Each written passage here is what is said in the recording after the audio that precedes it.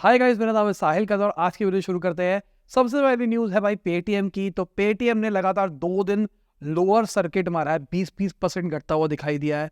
बहुत बुरा हाल हो रहा है पेटीएम के साथ में, त्राही त्राही हो गई है। $2.1 बिलियन 2 दिन के अंदर इनकी मार्केट कैप से घट गया है। बहुत बड़ी चीज होती है। अगर देखा जाए 55 वीक लो छुआ है इन्होंने। करेंटली इनकी जो मार्केट वैल्यू है वो 3.73 बिलियन के ऊपर आ गई है। तो समझो ना कितना बुरा हाल हुआ है कंपनी का सिर्फ 2 दिन के अंदर, और गवर्नमेंट के डिसीजन की वजह से। तो तभी कहा जाता है पेस्टल बहुत इंपॉर्टेंट फैक्टर है किसी भी बिजनेस का। एक बिजनेस को हमको लगता है कि बिजनेस मॉडल अच्छा होना चाहिए, ये अच्छा होना चाहिए, वो अच्छा होना चाहिए, बट एक छोटा सा रेगुलेशन भी बिजनेस को खराब कर सकता है। कहा जा रहा है आरबीआई पेनल्टीज भी लगा सकता है पेटीएम के ऊपर, और जो पेटीएम बैंक्स का लाइसेंस है उसको भी कैंसिल कर सकता है। जो पेटीएम की पेरेंट कंपनी है 197 कम्युनिकेशन, वो पेटीएम बैंक्स का 49% स्टेक ओन करती है, बाकी 51% विजय जी ओन करते हैं। तो अब देखते हैं कहाँ जाती है पूरी कहानी। विजय जी के ऊपर एलिगेशन लगा हुआ है कि उन्होंने बाहर शेयर वेयर बेचे, पता नहीं क्या किया है। कल कमेंट सेक्शन में भी मैंने पूछा था कि भाई पेटीएम ने ऐसा क्या गलत किया जिसके चक्कर में पेटीएम के साथ इतना बुरा हो रहा है। बहुत सारे लोगों का कमेंट था कि इतना बुरा नहीं किया जितना बुरा हो रहा है, बाकी हो रहा है। वीडियो में आगे जाने से पहले आपको याद दिलाना चाहूंगा, अपने लाइक का बटन नहीं दबाया, लाइक का बटन दबा दो और चैनल को कर दो सब्सक्राइब। ऐसे ही डेली बिजनेस न्यूज में आपके लिए लाता रहता हूँ। अब अगर हम बायजूस की बात करके चले तो उन्होंने बैंकरप्सी के लिए फाइल कर ली है। इंडिया के अंदर नहीं किया है, यूएस के अंदर किया है। अब मजे की बात यह है जो उनकी एसेट्स है ना वो 500 मिलियन से $1 बिलियन के बीच की है, बट जो उनकी लाइबिलिटीज है ना वो 1 बिलियन से 10 बिलियन तक की है। लाइबिलिटीज मतलब उधार जो लोगों को चुकाना है, एसेट मतलब जो तुम्हारे पास पैसा पड़ा है जिसको बेच के पैसा आ सकता है। तो इन्होंने क्या अपना पूरा लॉस वाला जो भी बिजनेस था वो यूएसए के अंदर ट्रांसफर करके वहीं वाइंड अप कर दिया।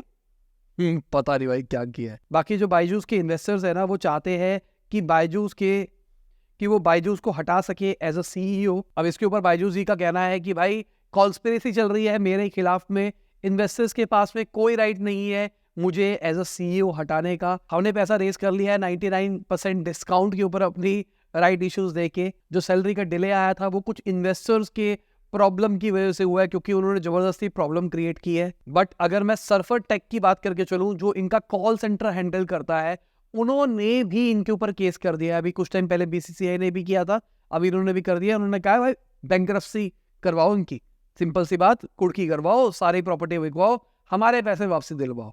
तो बीसीसीआई ने भी पहले किया था, अब ये भी कर रहे हैं। मतलब सिंपल सी बात, पेमेंट नहीं मिली होगी इसलिए ऐसा किया जा रहा है। अब एक और स्टार्टअप की बात कर लेते हैं, पॉलिसी बाजार की। तो पॉलिसी बाजार के अंदर सिंगापुर वेल्थ फंड जो है उसने अपने पूरे स्टेक 5.2% स्टेक्स को डिसइन्वेस्ट कर दिया है 2425 करोड़ के। तो इसके बाद में जो इनकी पेरेंट कंपनी है पीवी फिनटेक, उसके शेयर प्राइसेस भी घटते हुए दिखाई दिए।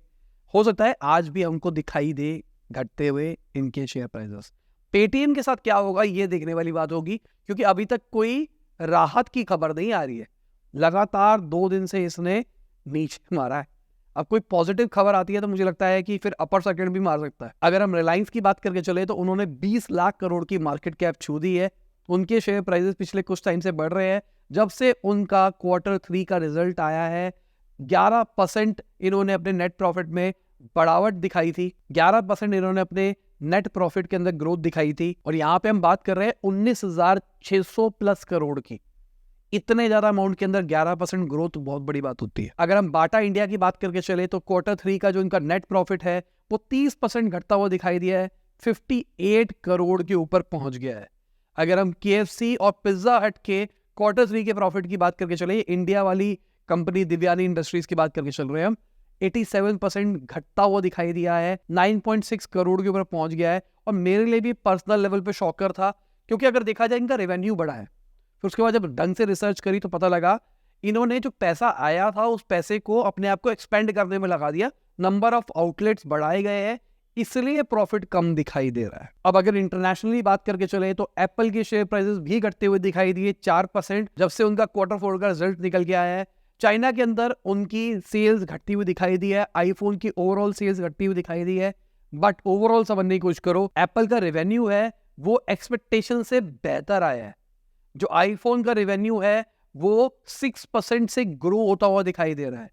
अगर हम आईपैड की बात करके चले, वहां 25% का डाउनफॉल आया है। बाकी जो इनकी सब्सक्रिप्शन सर्विसेज है वहां पर भी 11% की ग्रोथ आई है।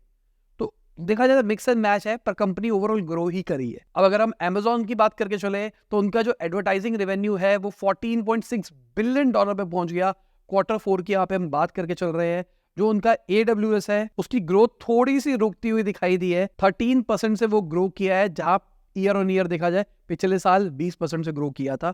बट अभी देखा जाए तो कंपटीशन बहुत बढ़ गया है ना। पहले AWS हुआ करता था, अब गूगल भी आ गया है, माइक्रोसॉफ्ट का एजूर भी अच्छा तैयार हो गया है, और भी कंट्रीज अपने डेटा सेंटर्स बना रही है, तो कंपटीशन बढ़ रहा है। अगर हम मेटा की बात करके चले तो भाई उनकी तो चांदी चांदी हो रही है। शेयर प्राइसेस 15% बढ़ते हुए दिखाई दिए जब से इनका Q4 का रिजल्ट आया है। प्रॉफिट 200% ऊपर जाता हुआ दिखाई दिया है, बहुत बड़ी चीज है। $14 बिलियन का इन्होंने नेट प्रॉफिट रिपोर्ट किया है। मेटा वालों ने 50 सेंट्स पर शेयर का डिविडेंड भी डिक्लेयर किया है, जिसकी वजह से $700 मिलियन के डिविडेंड मिल जाएंगे मार्क जकरबर्ग को। बढ़िया चीज है। मेटा वालों ने कहा था 2023 जो उनका है वो ईयर ऑफ एफिशिएंसी है, जहां पर वो अपने आप को और एफिशिएंट बनाएगी, टेक्नोलॉजी वाइज अपने आप को और साउंड करेंगे, एआई और मेटावर्स के ऊपर लॉन्ग टर्म विजन से सोचेंगे। और एआई में इन्होंने बहुत ज्यादा तेजी से काम किया है, देखा जाए ना। कंपनियां खरीदी है और बहुत तेजी से, मतलब जो ChatGPT काम कर रही है ये वो ओपन सोर्स में काम करने का प्लान कर रहे हैं। मतलब मॉडल्स बनाए जा रहे हैं, उसको ओपन सोर्स करे जा रहे हैं। ये एक तरह से दिखा रहे हैं कि भाई ये जो तुम कंपनियों की बात कर रहे हो ना, उतने तो हम टाइम पास के लिए फ्री में निकाल देते हैं चीजें। बाकी अगर इनके थ्रेड्स की बात करके चले तो 130 मिलियन एक्टिव यूजर्स दिखाई दिए हैं। इंप्रूव होता हुआ दिखाई दे रहा है। स्टार्टिंग में बहुत अच्छी ग्रोथ दिखाई दी थी, उसके बाद में डिक्लाइन दिखाई दिया था, अब फिर से इंप्रूवमेंट दिखाई दे रही है थ्रेड्स के अंदर। मेरे तो यूज नहीं किया, क्या आप यूज करते हो या फिर नहीं करते, नीचे कमेंट के अंदर बताना। इनका कहना है 1 बिलियन यूजर्स तक ले जाएगी हम आने वाले कुछ ही सालों के अंदर थ्रेड्स को। अगर रियल यूजर्स को लेके जाएगा तो बात अलग है। बाकी अगर हम बैंक ऑफ इंग्लैंड की बात करके चले तो उन्होंने भी अपनी रेट को अनचेंज रखा है। अभी फेड ने भी अनचेंज ही रखा था, 5.25% पे रखा है इन्होंने अपने रेट को। अगर मैं अपनी फाइनेंशियल मिनिस्टर की बात करके चलूं तो उन्होंने बताया 1.4 करोड़ यूथ ट्रेन हुई है और 45 लाख अपस्किल हुई है स्किल इंडिया मिशन के अंदर। साथ में गवर्नमेंट ने 1441 करोड़ रुपए डेबिट कार्ड और यूपीआई को प्रमोट करने के लिए। साथ में गवर्नमेंट प्लान कर रही है फाइनेंशियल ईयर 25 में 14,13,000 करोड़ रुपया उधार पे उठाने का। बहुत बड़ा अमाउंट होता है। अगर देखा जाए इसरो का भी बजट बढ़ाया गया है, ऑलमोस्ट 500 करोड़ के आसपास 13,042 करोड़ के ऊपर पहुंच गया है। इसरो ने पिछले कुछ टाइम में बहुत कुछ अचीव किया है और आगे अभी और भी बहुत सारे प्लान्स हैं, तो उसके चक्कर में शायद बजट बढ़ाया गया है।